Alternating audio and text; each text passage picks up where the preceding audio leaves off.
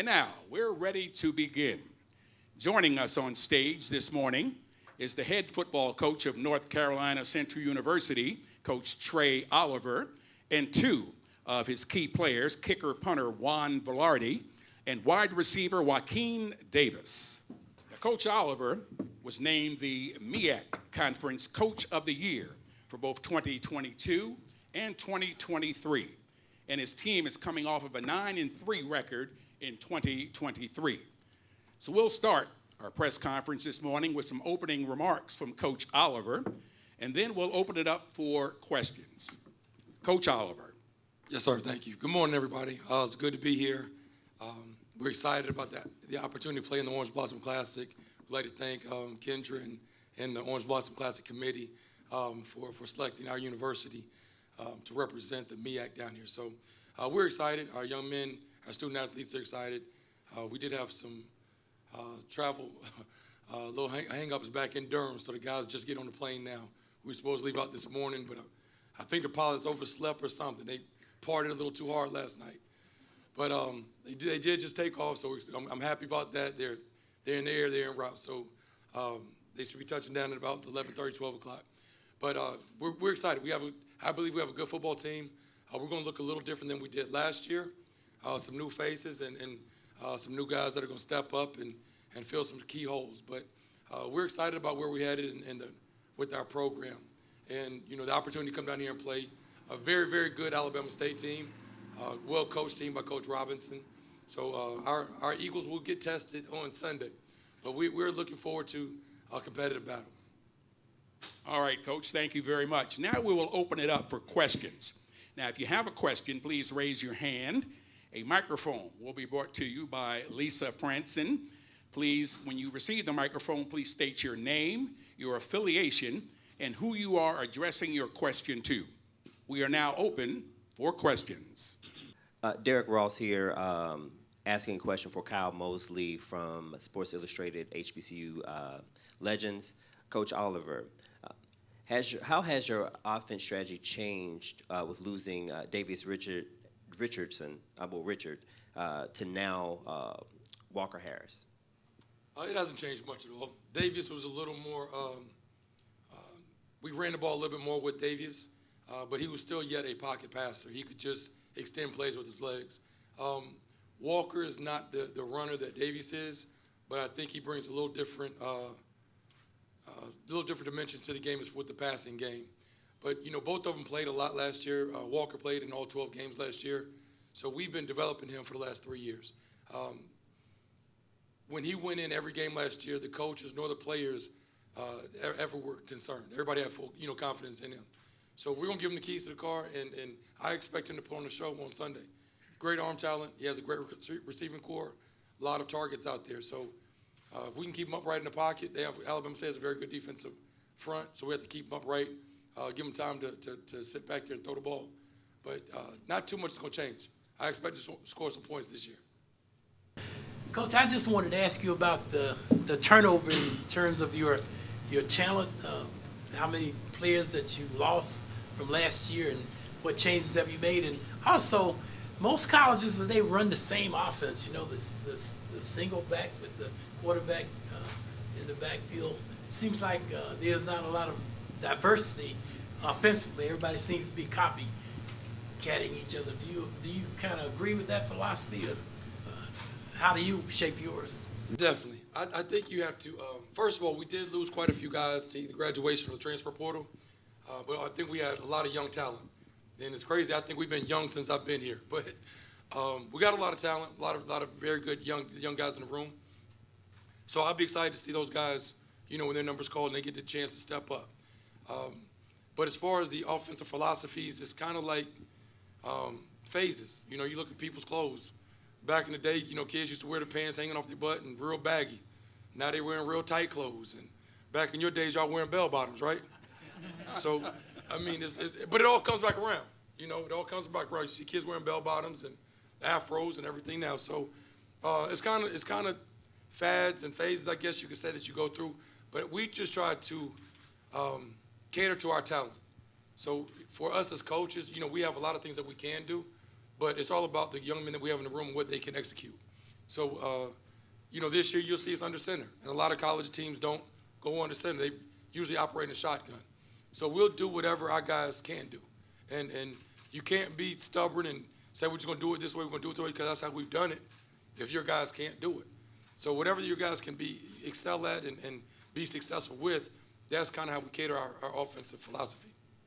The follow-up question is that when you played Jackson State last year before, and you won that game, a lot of people didn't expect that. They thought Jackson State would dominate you. You thought that? People thought that? Yeah. But you knew better, apparently. What did you know about your team that we didn't know?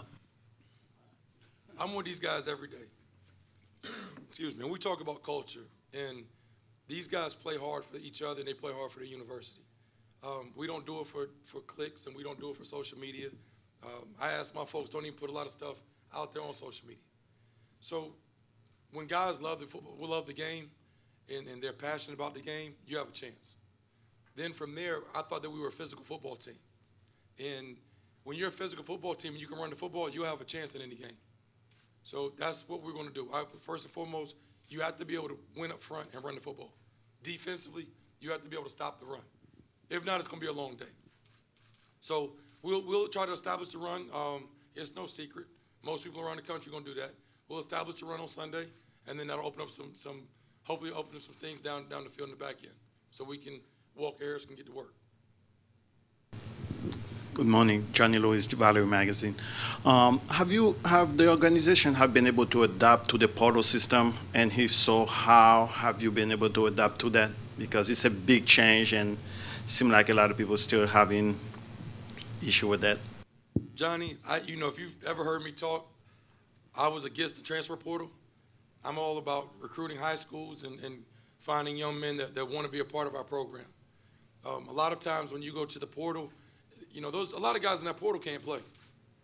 And a lot of those guys in the portal don't fit your culture. So, it's the way we move, the way we operate at our university and our program. So just because you're a 3 or 4 star young man, you might not fit what we do. You might not move how we move. So, I always talk about culture. We have a saying, culture over scheme. It doesn't matter what plays you run, inside zone, outside zone, throw the ball, run the ball. You got to live right. You have to be a good person. You got to love your teammates. You got to be passionate about this. Live the right way on and off the field. That's what we talk about culture. If the culture's not right, it doesn't matter what scheme you run. Now, I did lose quite a few guys last 2 years to the portal. A lot of guys went to major P5 schools. So I can't be stubborn, like I said about the offensive philosophy. I have to be, have an open mind with it. So moving forward next year, I will step into the transfer portal a little bit more because we lost so many guys mid-year. It's hard to replace these all-conference players, these all-Americans, with 17, 18-year-old high school young men. So we have to do our due diligence, research, watch film. Aside from the film, find out who they are as a person. So whether it's the high school coaches, coaches that are at the university that you're transferring from, whether it's recruiting services, you have to do your due diligence and do research on these people to find out who you bring into the building.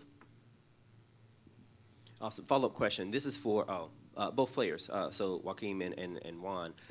Talk a little bit about your preparation, not only as a part of the team, but then mentally as you get your mind ready for week 1.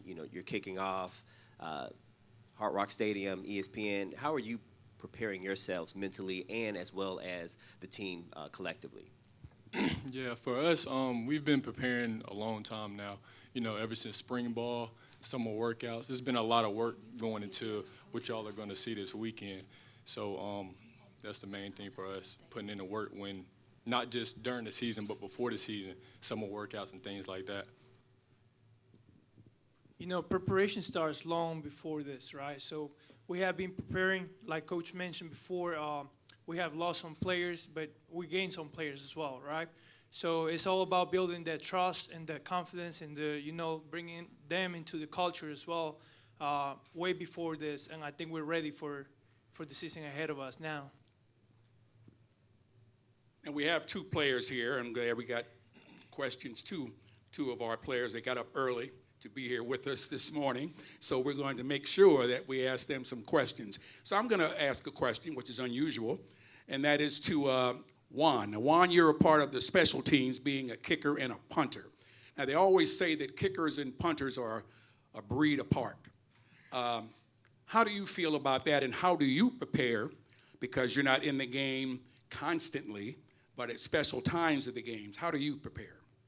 Of course, you know, being a kicker and punter, like, you have to find ways how to, because you're not gonna get all the reps that all the other players get during the game, right?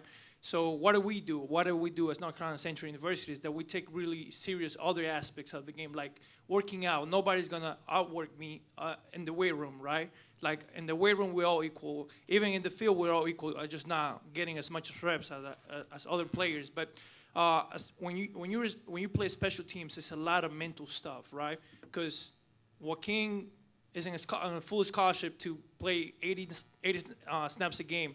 And I got a scholarship to go in for like, what, 5? You know? And I have to perform. I have to be consistent, right? So it's a lot of mental stuff. A lot of people can kick the ball, but it depends on how consistently you can do it. And Coach Oliver does a great job. You know, he was a punter himself, if y'all didn't know that.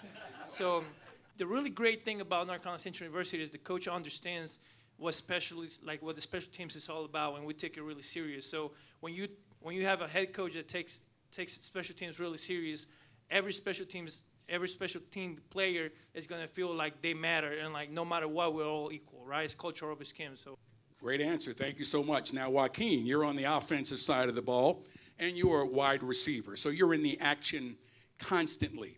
But as far as being a wide receiver in that wide receiver room, how do you feel your team stacks up against other teams? Well, I feel like the wide receiver room, we stack up. We're one of the best in not just HBCU football, but FCS. We had a lot of young guys that's going to play this year and shock a lot of people. They don't have the big names yet, but it's coming. Excellent. Next question. Question for Juan and Joaquin, both of you guys being senior representing North Carolina Central. Can you talk about being here and the experience and to represent your other teammates, and this is your senior year, and what does it mean to be able to play in the stadium to start off season? Yes, it means everything to play in this stadium. Like Coach told me when he first recruited me, he told me you're going to be in big games. You're going to be in games that's going to be on ESPN and things like that. And so for us to be seniors and to come out here and play in this venue that has so much richness about it is everything. yes, kind of what he said. Coach Oliver has saved a lot of people's lives, and at the same time, he has changed a lot of people's life. He has changed my life forever, right? Giving me the opportunity to come to North Carolina Central University, and then finding my purpose as well. North Carolina Central, we believe in truth and service, and that's what we do. You know, of course, we're football players. We want to win, and we're going to win, right? But we're going to win outside the field as well in truth and service, and I think that's where North Carolina Central has changed my life forever, finding my purpose and giving back to the community and giving back to the people as well. And we do this so people back in the Bull City can feel proud of themselves as well, you know? Outstanding. Well, that's going to conclude this part of our press conference. We want to thank Coach Oliver and Joaquin and Juan for joining us this morning. We're going to take a minute to take a photo of both of our head coaches, and then we'll get started with the second half of our press conference with Alabama State University. But again, the best of luck to you, coach and players, this coming Sunday. Thank you.